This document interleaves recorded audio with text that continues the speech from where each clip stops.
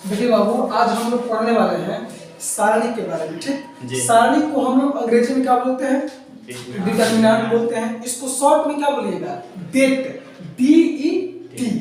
सारणी का मतलब ये होता है कि जब किसी भी संख्या को लेकर के उसको क्या करिएगा कि वर्ग के रूप में सजा करके और उसको दो लंबवत रेखा से ऐसे घेर दीजिएगा तो वही क्या बन जाएगा? सारणी बन जाएगा। जैसे देखिए आप लोग, हम कोई भी संख्या लेते हैं, जैसे देखिए 1 2 3 4, ये क्या है? संख्या है। ये संख्या लिखा हुआ है, ये संख्या है। और ये संख्या आप देख रहे हैं, इसका जो सजावट हुआ है वो कैसे हुआ है? वर्ग के रूप में। आप देखिएगा, इसका जो सजावट हुआ है वो कैसे हुआ है? वर्ग के रूप में हुआ है। तो किसी भी संख्या को लेकर के और उसको आप क्या करिएगा कि वर्ग के रूप में सजा करके और दोनों तरफ से दो लंबवत रेखा से ऐसे इसको घेर दीजिएगा तो क्या बन जाएगा? सारणी बन जाएगा। आप देखिए गौर से कि जो हम संख्या लिए हैं और इसका जो आप सकल सूरत देख पा रहे हैं, इसका हम सकल देख रहे हैं, वो कैसा दिखाई दे रहा है आपको? वर्ग जैसा दिखाई दे रहा है। और जो वर्ग के जैसा दिखाई दे रहा है, और इसको आप क्या करिए कि दोनों तरफ से ऐसे क्या करिए बाबू? लंबवत रेखा से क्या कर दीजिए? घेर दीजिएगा तो यही क्या बन जाएगा? बोलिए तो सारणी बन जाएगा। और एक बात बताइए कि दुनिया में हर चीज का नाम होता है, चाहे खराब हो, जी सर, बढ़िया हो, हर चीज का नाम होता है। तो उसी प्रकार से बताइए, सारणी का कुछ ना कुछ नाम होना चाहिए कि नहीं होना चाहिए? इसको दिखाने के लिए कि ये है, इसको कुछ नाम होना चाहिए। तो सारणी को हम लोग क्या करते हैं कि डेल्टा से डिनोट करते हैं। इसको जब दिखाना होगा तो हम इसको कैसे डिनोट करते हैं बाबू? डेल्टा से। ऐसे लिख करके ऐसे थोड़ा यहाँ से बोल्ड कर दीजिएगा, तो इसी को क्या बोलते हैं? डेल्टा बोलते हैं। सारणी को हम लोग किससे दिखाते हैं बाबू? डेल्टा से, या किससे दिखाते हैं? कैपिटल D से। समझ में आ गया? तो सारणी का मतलब क्या होता है? जब किसी भी संख्या को लेना है और उसको कैसे सजाना है? वर्ग के रूप में सजाना है। जब किसी भी संख्या को आप लेकर के उसको वर्ग के रूप में सजाना है, आपको क्या करना है बाबू? वर्ग के रूप में सजाना है। और वर्ग के रूप में सजा करके आप क्या करिएगा कि दोनों तरफ से लंबवत रेखा से घेर दीजिएगा तो जो बनेगा उसी को हम क्या कहते हैं? सारणी कहते हैं। और सारणी को हम लोग किससे दिखाते हैं? डेल्टा से या कैपिटल D से। जैसे एक और एग्जांपल देखिए, जैसे मान चलिए कि ABCD। आप जरा गौर से देखिए कि हम जो ये लिखे हैं, इस संख्या देखिए, ये संख्या या यहाँ पे देखिए बाबू, यहाँ पे कोई संख्या या कोई भी राशि हो सकता है, असल में कोई भी क्वांटिटी हो सकता है। तो कहने का मतलब आप गौर से देखिए, ABCD जो लिखा गया है, इसका जो सजावट हुआ है, आप गौर से देखिए कि कैसा लग रहा है आपको? वर्ग जैसा, वर्गाकार लग रहा है। तो ये वर्गाकार जो लग रहा है, इसको क्या करिए कि दोनों तरफ से आप क्या करिए बाबू? लंबवत रेखा से क्या कर दीजिए? घेर दीजिएगा तो यही क्या बन जाएगा? सारणी बन जाएगा। और इसका कुछ नाम होना चाहिए। तो सारणी को हम लोग किससे दिखाते हैं? डेल्टा से या कैपिटल D से। अब वो समझ में आया कि नहीं? जैसे और देखिए, यहाँ पर क्या करते हैं? ABCDEFGHI।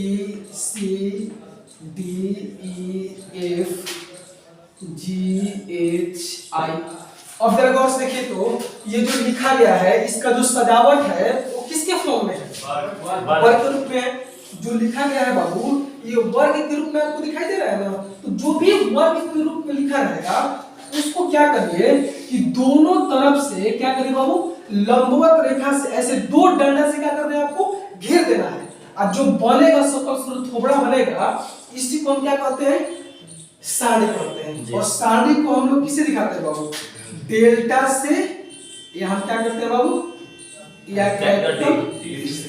कहीं भी दिक्कत है तो बताइए। तो सारणी का मतलब क्या होता है कि कोई भी संख्या रहेगा, कोई भी राशि रहेगा, कोई नंबर या कोई भी क्वांटिटी रहेगा, और उसको क्या करिएगा आप लोग कि उसको वर्ग के रूप में सजा करके और सजाने के बाद उसको दोनों तरफ से क्या करना है?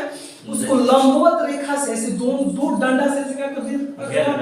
घेर दीजिएगा तो जो बनेगा उसी को क्या कहते हैं? सारणी कहते हैं। और सारणी को हम लोग किसे दिखाते हैं? डेल्टा से या कैपिटल D से। कहीं दिक्कत है तो बताइए। सारणी का मतलब क्या होता है कि कोई भी संख्या है या कोई भी राशि है, कोई नंबर है या कोई क्वांटिटी है, उसको वर्ग के रूप में सजा करके और सजाने के बाद उसको दोनों तरफ से क्या करना है, दो डंडा से या दो लंबवत रेखा से ऐसे घेर दीजिएगा तो यही क्या बन जाएगा आपका सार्डिक बन जाएगा। कहीं दिक्कत है तो बताइए। एक बात और देखिए बाबू, सार्डिक का जो होता है वो मान निकाला जाता है। इसको जब सार्डिक को जब हल करिएगा तो आपको लास्ट में क्या मिलेगा, मान निकलेगा, वैल्यू निकलेगा। समझ पा रहे हैं? इस सारणी को जब हम हल करेंगे, इसको जब हल करेंगे तो हल करने के बाद आपको मिलेगा क्या, आपको ये मिलेगा, इसका मान निकलेगा। बस समझ पा रहे हैं? इसके क्या निकलेगा बाबू, आपका मान निकलेगा, वैल्यू निकलेगा।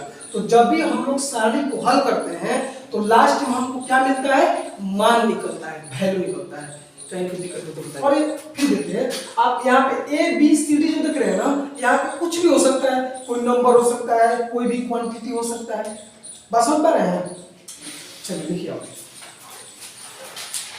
देखिएगा कि यदि किसी संख्या को यदि किसी संख्या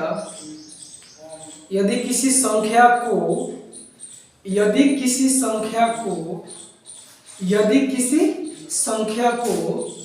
वर्ग के रूप में सजाकर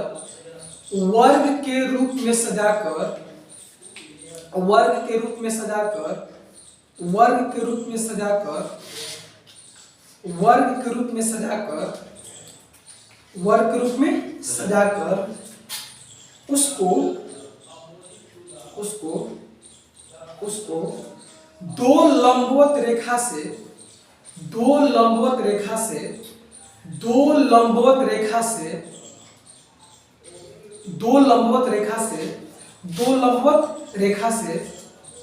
घेर देते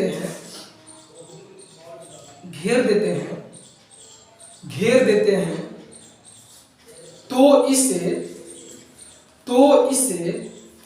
सारणिक कहते हैं। तो इसे क्या कहते हैं बाबू, सारणिक कहते हैं। तो इसे सारणिक कहते हैं। देखिएगा इसमें इसे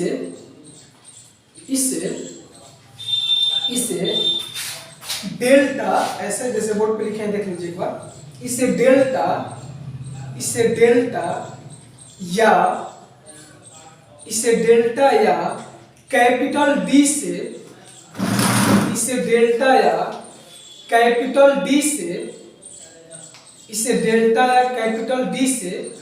सूचित करते हैं। इसे डेल्टा या कैपिटल डी से सूचित करते हैं। ठीक, एग्जाम्पल बता रहे आपको, इसको एग्जाम्पल बोलिए। किनको नहीं समझ में आया, समझिए क्या समझे बोलिए। तो आप देखिए बाबू, सारणिक बहुत आसान है। देखिए इसका डिफिनेशन जो है बहुत सारा हो सकता है, लेकिन मेरा काम क्या है, ऐसा डिफिनेशन बताना जो कि आप क्या हो, बिल्कुल आसान हो। तो ये आसान डिफिनेशन यही है कि जब किसी भी संख्या को ले लीजिए या किसी राशि को ले लीजिए, किसी राशि को या संख्या को लेकर के उसको पहले सजाइए। अच्छा देखिए, डिटरमिनेंट निकलता है ना, तो हमेशा जो वर्ग का निकलता है, वर्ग अवयव का निकलता है। बस समझ पा रहे हैं? और निकालने के बाद जो मिलता है उसको क्या मिलता है, वैल्यू मिलता है, मान निकलता है। तो डिटरमिनेंट का सिंपल सा डिफिनेशन ये है बाबू कि जब किसी भी संख्या को ले लीजिए या किसी भी राशि को लेकर या क्वांटिटी को लेकर के आप क्या करिए कि उसको पहले तो वर्ग के रूप में सजाइए, और सजाने के बाद उसको क्या करिए कि दोनों ओर से क्या करिए, दो लंबवत रेखा से, एक ओर से नहीं, दोनों ओर से दो लंबवत रेखा से क्या कर रहे हैं बाबू, घेर दीजिएगा। और घेरने के बाद जो ये आपको मिलेगा सकल सूरत जैसा आपको दिखाई दे रहा है सकल, इसी को हम क्या कहते हैं, डिटरमिनेंट बोलते हैं। क्या कहते हैं, सारणी कहते हैं। और सारणी को हम लोग किससे दिखाते हैं, डेल्टा से या कैपिटल डी से, लेकिन हमेशा मतलब डेल्टा से इग्नोर करते हैं। कहीं दिक्कत है तो बताइए।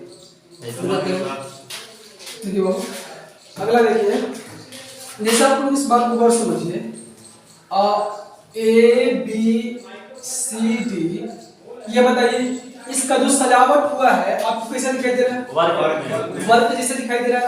क्या अभी ये सारणिक है? नहीं है। ये सारणिक कब बनेगा, इसको जब हम लोग क्या करेंगे कि दोनों ओर से क्या करेंगे, दो लंबवत रेखा से क्या कर देंगे, घेर देंगे, या दोनों ओर से डंडा से घेर दीजिएगा। ये क्या बन गया, सारणिक बन गया कि नहीं बन गया। और इसको किससे डिनोट करिएगा, बोलिए डेल्टा डेल्टा से डिनोट करिएगा। आर समझ में नहीं, या कैपिटल डी से डिनोट करिएगा। अब जरा गौर से देखिए बाबू, इसको आप क्या बोलिएगा, आपसे ये बोलेंगे कि ये कितने बाई कितने कोटि का सारणी, 2 बाई 2 2 बाई 2 का। 2 बाई 2 कैसे बोल दिए, इसमें देखिए बाबू, किसी भी कोई भी सारणिक रहेगा और आपको बताना होगा कि ये कितने बाई कितने का है, ये कितने कोटि का है, तो उसको कैसे बताते हैं, m बाई n की मदद से। और m जो होता है वो क्या होता है, पंक्तियों की संख्या, और n क्या होता है, स्तंभों की संख्या। और इसमें देखिए आप कि a और b, जरा गौर से देखिए बाबू, a और b का जो लिखावट हुआ है वो कैसे लिखावट हुआ है, एक शख्स के रूप में हुआ है। आप गौर से देखिएगा कि a b का जो लिखावट है वो एक शख्स के रूप में हुआ है बाबू, एक शख्स के रूप में हुआ है। तो जब किसी भी संख्या को या किसी भी व्यंजक को हम लोग क्या करते हैं, इसको जब हम लोग एक अक्ष के रूप में ऐसे लिख देते हैं तो वही क्या बनता है, पंक्ति बन जाता है। और पंक्ति को हम लोग अंग्रेजी में क्या बोलते हैं, रो बोलते हैं, नहीं बोलते हैं रो बोलते हैं। और रो को हम लोग किससे डिनोट करते हैं, कैपिटल आर से। तो ये जरा गौर से देखिए, इसको ये क्या है, ये पहला पंक्ति है, असल में ये कौन सा पंक्ति है, दूसरा पंक्ति है। और स्तंभ किसको बोलते हैं, कि जब किसी भी संख्या को या किसी भी व्यंजक को जब हम लोग y अक्ष के अनुदिश लिखते हैं तो उसी को हम क्या कहते हैं बाबू, स्तंभ कहते हैं। तो आप गौर से देखिए कि a और c का जो लिखावट है वो कैसे हुआ है, y अक्ष के रूप में हुआ है। ये y अक्ष के रूप में नहीं लिखा है बाबू, लिखा हुआ है। तो जब किसी भी संख्या को या किसी भी व्यंजक को जब हम लोग y अक्ष के रूप में सजा करके लिखते हैं तो यही आपको क्या मिलेगा, स्तंभ मिलेगा। और स्तंभ को हम लोग किससे डिनोट करते हैं, कैपिटल C से। तो ये तो है बाबू, ये पहला पंक्ति, ये कौन सा पंक्ति है, दूसरा पंक्ति, यानी इसमें 2 पंक्ति है। और स्तंभ कितना है, 2, एक स्तंभ 2 स्तंभ। यानी क्या, इसको बोलेंगे कि 2 बाई 2 कोटि का है। सिंपल हम ये बोल देंगे कि 2 कोटि का है, नहीं बोल सकते हैं। यानी ये 2 बाई 2 कहने का मतलब क्या, कि इसमें 2 पंक्ति है और 2 क्या है, स्तंभ है। लेकिन एक और भाषा में इसको बोल सकते हैं कि ये 2 कोटि का है। जब पंक्ति और स्तंभ बराबर होता है तो उसको हम नहीं बोल सकते हैं कि 2 कोटि का ये क्या है, सारणिक है। तो ये जो आपको मिलेगा ये क्या है, 2 कोटि का क्या है बाबू, सारणिक है। और इसमें आप ये देख रहे हैं A B C D, आप ये सारणिक है ना बाबू, तो सारणिक के अंदर में जो भी लिखा रहता है उसको हम लोग क्या कहते हैं, इस सारणिक का अवयव कहते हैं। तो A B C D, आपसे कोई बोलेगा कि A B C D क्या है, अब क्या कहिएगा, इस सारणिक का क्या है, अवयव है या एलिमेंट है, या इंट्रिग भी बोलते हैं इसको। समझ पा रहे हैं, क्या समझे आप, ये समझे हैं कि जो सारणिक है ये 2 कोटि का है। क्यों 2 कोटि का है, क्योंकि इसमें 2 पंक्ति है और 2 क्या है, स्तंभ है। इसीलिए इसको क्या बोले हैं कि 2 कोटि का क्या है, अवयव है, सारणिक है। 2 कोटि का क्या है, सारणिक है। और A B C D आप देख रहे हैं ये क्या है, इस सारणिक का क्या है बाबू, अवयव। अवयव नहीं है जी, अवयव है। लेकिन आपसे कोई ये बोल देगा ये जो सारणिक लिखा गया है इसमें अवयव बताइए कै गो है, तो आप ऐसे गिनिएगा 1 2 3 4। आपको बताए हैं ऐसे नहीं गिनना है, आपको बताए हैं कि जितना पंक्ति होता है और जितना स्तंभ होता है उसको गुणा करके जो फाइनल रिजल्ट आता है वही क्या हो जाता है, इस सारणिक का और टोटल अवयव होता है। तो आपको कोई बोलेगा कि ये जो सारणिक लिखा गया है इस सारणिक में कितना अवयव है या कितना एलिमेंट है या कितना इंट्री भी बोलते हैं, एबीसीडी को इंट्री भी बोलते हैं, तो कितना अवयव है आप क्या बताइएगा, इसे गिनिएगा 1 2 3 4, वो भी गिन सकते हैं लेकिन सही नहीं है, आप तो जानते हैं उसको अच्छे ढंग से करिए। तो आप क्या करिए, इसमें पंक्ति कितना है बोलिए, तो 2 पंक्ति है, इसमें 2 पंक्ति है, 2 पंक्ति नहीं है बाबू, 1 पंक्ति 2 पंक्ति और यहाँ पे गुणा का चिन्ह दीजिए। अब बताइए इसमें कितना स्तंभ है, 1 स्तंभ 2 स्तंभ, तो कितना हो जाएगा 2। अब गुणा करिए कितना हो जाएगा 4। यानी जो ये जो सारणिक लिखा गया है इस सारणिक में अवयव कितना है बाबू, 4 है। कोई दिक्कत है तो बताइए। एक और हम लेते हैं सारणिक, जैसे देखिए बाबू A B C D E F G H I। बहुत से देखिए तो ये जो भी हम लिखे हैं इसका सजावट कैसे दिखाई दे रहा है? वर्गाकार। वर्गाकार है। अभी क्या ये सारणिक है? नहीं है। नहीं है। ये तो क्या है? ये कोई बोलेगा कि क्या है? ये तो अंग्रेजी वाला का लेटर है। लेटर नहीं है। तो इस सारणिक कब बनेगा? जब इसको दो जब किसी भी संख्या को या किसी भी राशि को आप क्या करिए कि वर्ग के रूप में पहले तो सजाइए, और सजाने के बाद दोनों ओर से क्या करिए? दो लंबवत रेखा से क्या कर दीजिए? घेर दीजिए। तो आपको जो ये मिला है उसको क्या बोलिएगा? सारणिक बोलिएगा। और सारणिक को हम लोग किससे डिनोट करते हैं बाबू? और डेल्टा से या कैपिटल डी से। कहीं भी दिक्कत है तो बताइए। लेकिन आपसे ये कोई बोलेगा कि जो सारणिक लिखे हैं आप, ये कितने कोटि का है? 3x3 का। लेकिन एक ही वर्ड में बोल रहा हो तो क्या बोलिएगा? 3 कोटि का। यस। इसमें देखिए, एक पंक्ति, दो पंक्ति, तीन पंक्ति, इसमें स्तंभ गिनिए, एक स्तंभ, दो स्तंभ, तीन स्तंभ है। यानी इस सारणिक में 3 को क्या है? पंक्ति, और 3 क्या है? स्तंभ है। नहीं जी, 3x3 का है। समझ पा रहे हैं? 3x3 का है। इसको हम एक ही वर्ड में नहीं बोल सकते हैं कि 3 कोटि का क्या है? सारणिक है। ये जो है ये 3 कोटि का क्या है? सारणिक है। आप इस सारणिक में इसको A B C D E F G H I को देख रहे हैं, इसको क्या बोलिएगा? अवयव बोलिएगा। इस सारणिक में ये जो अंदर लिखा गया है, इस अंदर वाले बात को आप क्या बोलिएगा? इस सारणिक का अवयव बोलिएगा। लेकिन आपसे कोई ये बोल देगा ये जो सारणिक लिखा गया है, इस सारणिक में अवयव बताइए कितना है? तो कैसे बताइएगा? ऐसे बताइएगा 1 2 3 4 5 6 7 8 9 ऐसे। नहीं ऐसे नहीं बताना है। आप क्या करेंगे? इसमें पंक्ति देखिए कितना है? एक पंक्ति, दो पंक्ति, 3, ये लिख दिए। यस। ठीक। अब देखिए स्तंभ का वो है, एक स्तंभ, दो स्तंभ, तीन स्तंभ, तो 3 लिख दिए। अब गुणा करके लिए कितना हो जाएगा? 9। आया समझ में? नहीं आप लोग क्या समझे बाबू? कि कोई दिक्कत नहीं है ना? नहीं सर, नहीं। अब आगे देखते हैं। लिखना पड़ेगा आपको? नहीं सर।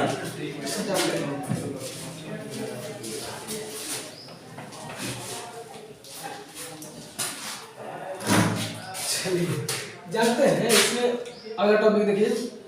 अगला टॉपिक है बाबू पंक्ति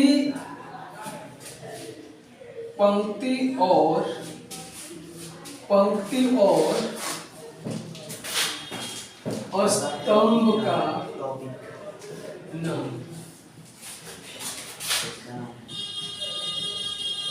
name of row and column. Name of row and column. Heading डालिए, पंक्ति और स्तंभ का नाम।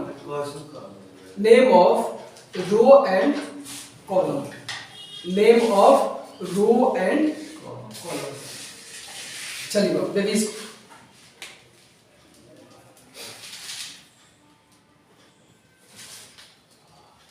जैसे देखिए आप लोग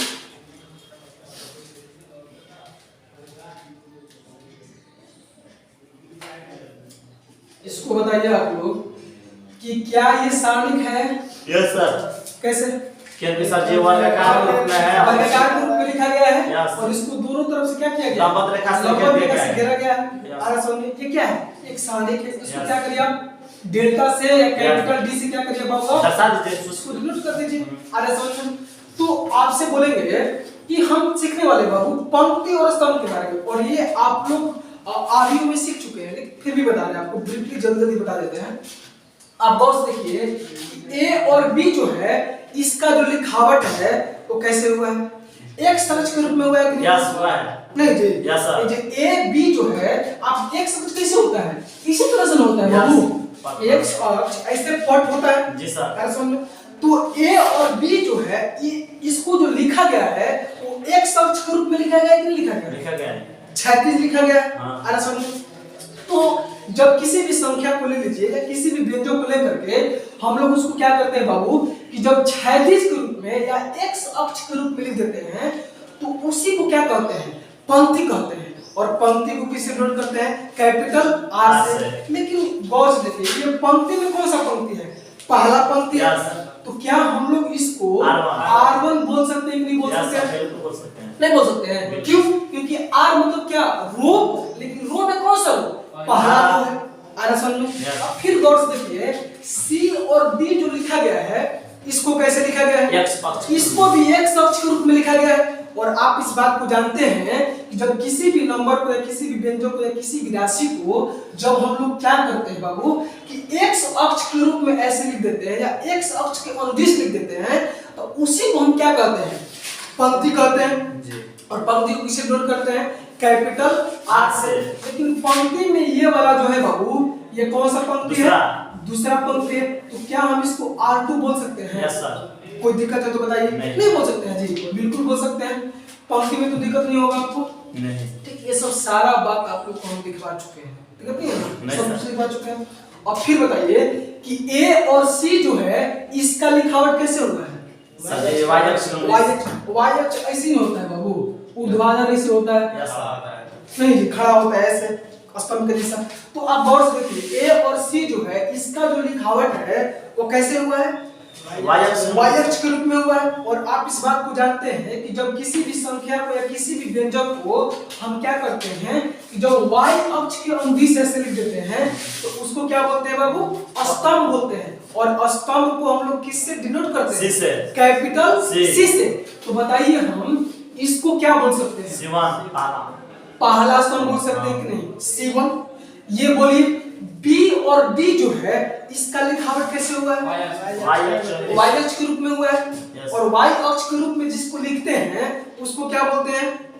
सर जी स्तंभ बोलते हैं। स्तंभ बोलते हैं। Yes. तो यह स्तंभ में कौन सा स्तंभ है बोलिए तो? दूसरा स्तंभ है। तो क्या हम इसको C2 बोल दें? यस। कोई दिक्कत नहीं है ना? नहीं। अब अगला और देखिए, जैसे देखिए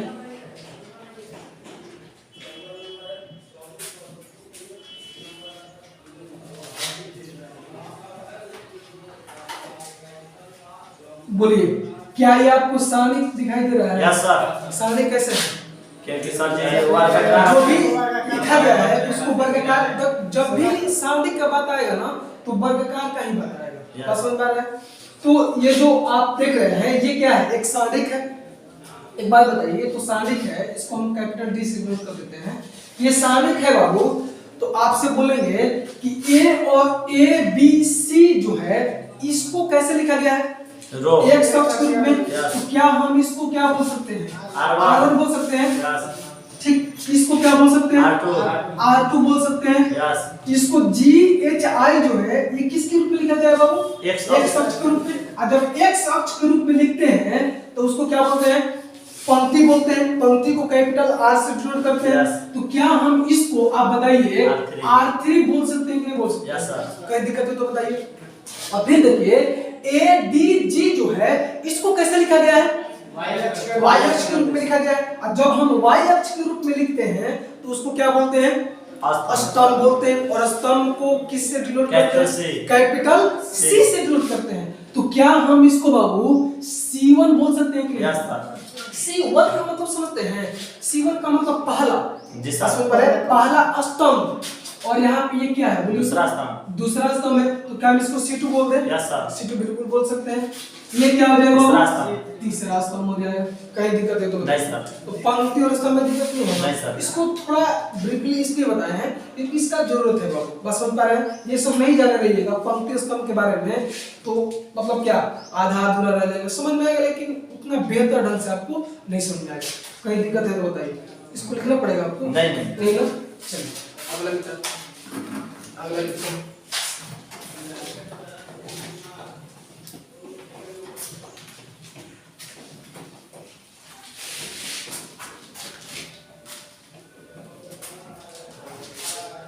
अगला हेडिंग हो जाएगा वो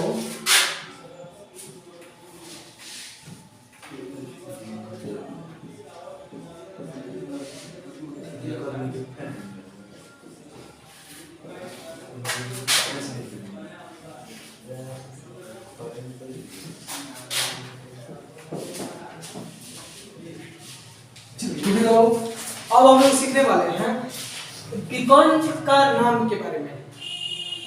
हेडिंग पर डाल लीजिए, तब आपको बताते हैं। हेडिंग डाल लीजिए। हम लोग सीखने वाले हैं विकर्ण के नाम के बारे में यानी नहीं वो डायग्राम ये सब जानते हैं, लेकिन मेरा काम है बताना, तो हम बता जी सर। बताते हैं आपको। अच्छा, विकर्ण का कभी सुने हैं आप लोग? नहीं सुने जी। 1 से लेकर 10 तक में आगे नहीं सुने आप लोग? जैसे वर्ग होता है, ये वर्ग आप देख रहे हैं, इसको विकर्ण नहीं बोलते हैं जी। ये विकर्ण नहीं है, इसी के बारे में सीखने वाले हैं। देखिए इसको, देखिए बाबू, ये बोलिए सारणिक है कि नहीं है? है सर। कैसे सारणिक है? कैसे सर, विकर्ण वर्ग है? के रूप में है। सही बोले हैं, इस तरह से फास्ट बोलिए। देखिए इस सारणिक का आपसे बोलेंगे कि पहला एलिमेंट बताइए, पहला अवयव बताइए, तो क्या बताइएगा? ए है। नहीं जी, आपसे हम ये बोलेंगे कि बाबू इस जो सारणिक लिखा गया है, इस सारणिक का पहला अवयव बताइए। अब क्या बताइएगा? ए को बताइएगा। और जो पहला अवयव से पास करता हुआ जो विकर्ण होता है, उसको हम क्या बोलते हैं? मुख्य विकर्ण बोलते हैं, या सिंपली विकर्ण बोलते हैं। ए और ए से पास करता हुआ जो विकर्ण होगा, इसको आप क्या बोलिएगा बाबू? सिंपली, देखिए इसको सिंपली डायगोनल बोलते हैं। क्या बोलते हैं बाबू? डायगोनल। डायगोनल मतलब विकर्ण, नहीं पता आपको कि ये जो होता है इसको क्या बोलते हैं? सिंपली डायगोनल बोलते हैं, या इसका और नाम है प्रिंसिपल डायगोनल। क्या बोलते हैं बाबू? प्रिंसिपल डायगोनल बोलते हैं, या एक और इसका नाम है, इसको बोलते हैं main diagonal. Main diagonal, main diagonal बोलते हैं, या इसको क्या बोलते हैं? Leading diagonal.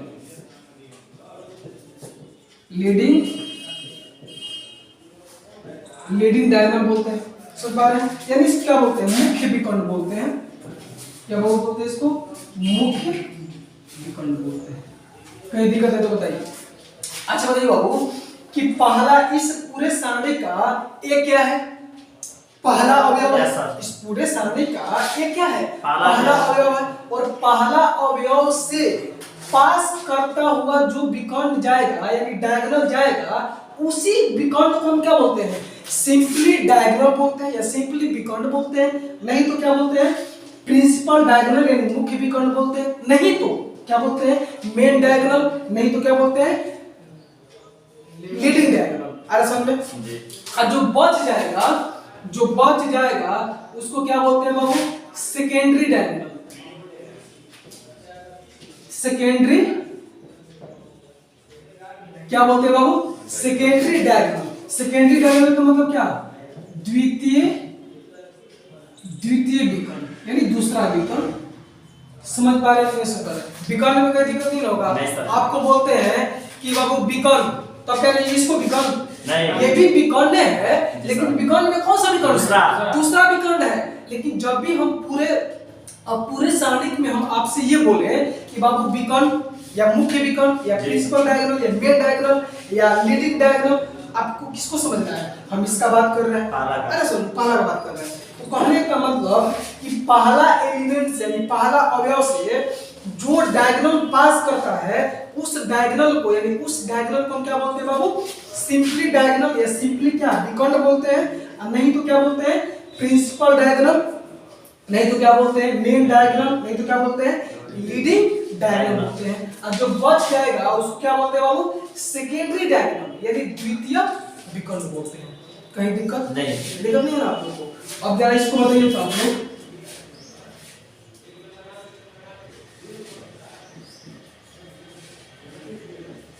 आप इसको बताइए तो आप लोग। सारणिक है सर। सारणिक है कि नहीं? कैसे सारणिक है? किसी संख्या में लिखा गया है, इसका जो सजावट है वर्गाकार की यस सर। नहीं जी। और इसको क्या करिए आप? किसी भी डेल्टा या छोटा डेल्टा से या क्या करिए बाबू? कैपिटल डी से डिनोट कर दीजिए। ये पूरा क्या बन जाएगा? एक सारणिक बन जाएगा, यानी डिटरमिनेंट बन जाएगा। नहीं जी, सारणिक बन जाएगा। अब जरा गौर से देखिए कि आपसे ये बोलेंगे बाबू कि जो सारणिक लिखा गया है, इस सारणिक का पहला अवयव बताइए। ए है।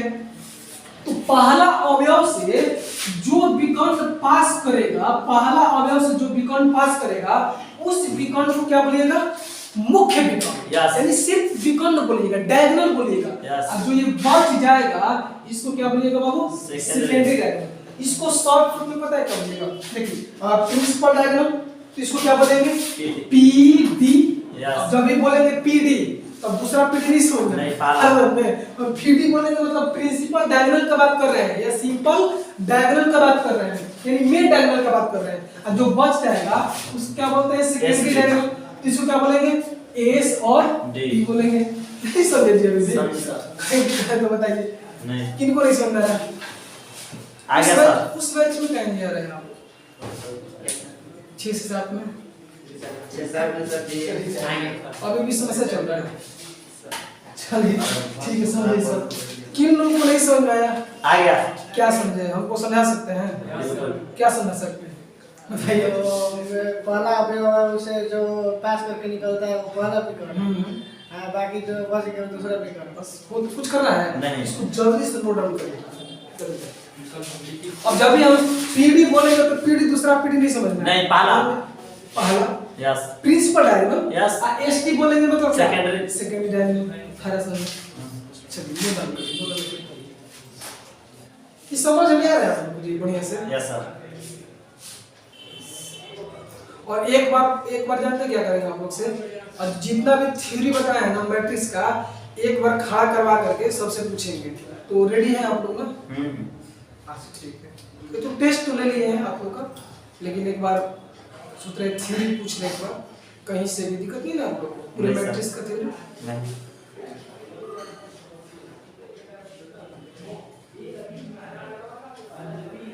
ये यहाँ पे शॉर्ट कट वाला बिना लिखिएगा, छोड़ना नहीं है।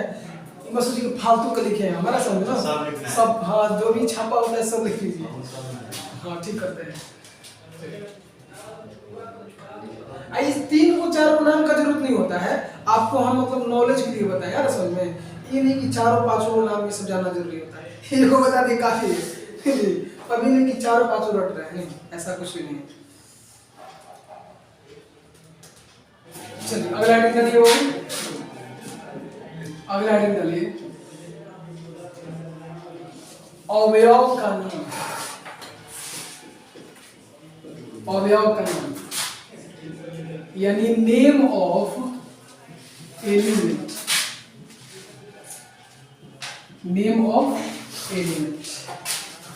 नेम ऑफ एलिमेंट हो गया वो?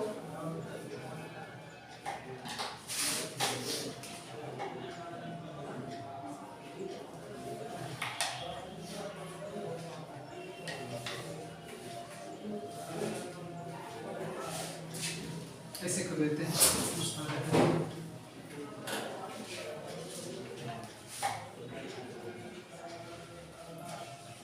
आप लोग बताइए क्या ये डिटरमिनेंट है? Yes sir. नहीं है, डिटरमिनेंट है। इसको हम लोग डेल्टा से डिनोट कर देते हैं जी। नहीं जी, या कैपिटल डी से। डी से। ठीक। अवयव का नाम का मतलब क्या होता है? आप लोग ये सब जानते हैं बात।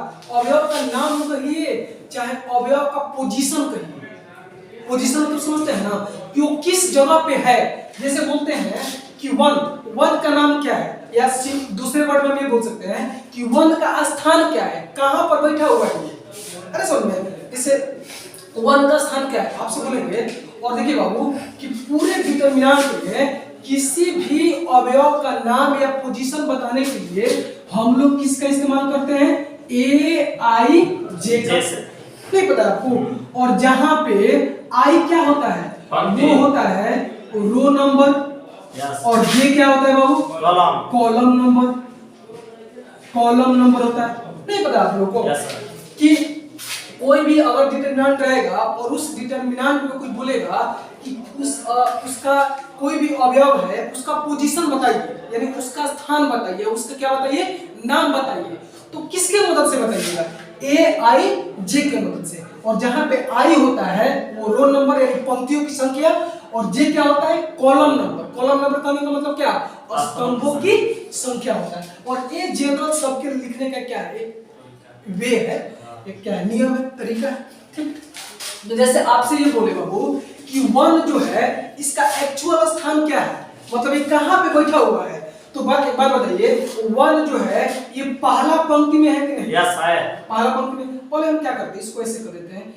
हम लोग किसी भी अवयव को AIJ से डिनोट करते हैं। Yes, sir. ए तो लिख दिए। यस अब गौर से देखिए कि 1 जो है ये किस पंक्ति में है? पहला पहला पंक्ति में नहीं है जी।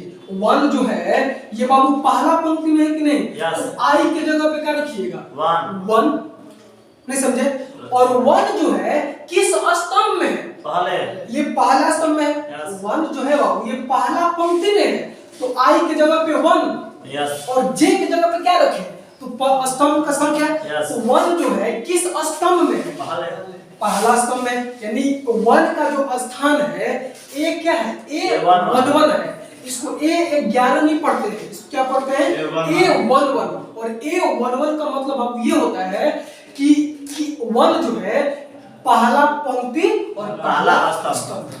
अब आपसे बोलते हैं कि 2 का एक्चुअल स्थान बताइए, मतलब 2 कहाँ पे है, 2 का नाम क्या है? ठीक, तो उसको हम लोग कैसे डिनोट करते हैं? ए। और एक बात बताइए कि आई की जगह पे क्या रखेंगे? पहला पंक्ति 1 नहीं, 2 जो है ये पहला पंक्ति में नहीं है, तो क्या हो जाएगा? 1।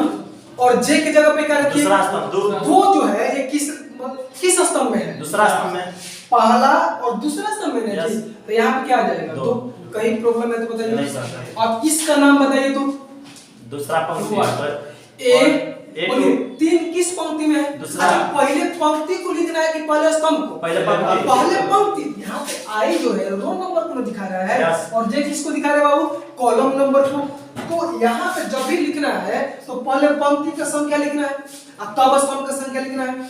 तो 3 जो है ये 3 जो है बाबू ये किस पंक्ति में है? दूसरा पंक्ति पहला दूसरा, यानी क्या? दूसरा पंक्ति। यस 3 किस स्तंभ में? पहला। पहला स्तंभ में। तो 2 1 8 2 1 मतलब क्या होता है कि 8 2 1 का मतलब ये होता है बाबू दूसरा पंक्ति पहला स्तंभ। कोई दिक्कत नहीं है ना? नहीं। तो 3 का जो स्थान है ये कहाँ पे बैठा हुआ है? दूसरा पंक्ति पहला स्तंभ। कहीं दिक्कत नहीं। अब 4 का स्थान आपसे पूछते हैं तो क्या बताइएगा? बोलिए 4 किस पंक्ति में है? दूसरा पंक्ति दूसरा स्तंभ। दूसरा स्तंभ। कहीं दिक्कत है जी? नहीं सर। दिक्कत नहीं है ना? नहीं। ठीक है, एक और एग्जांपल लेते हैं तब समझिएगा। एक और एग्जांपल लेते हैं। आपसे बोलते हैं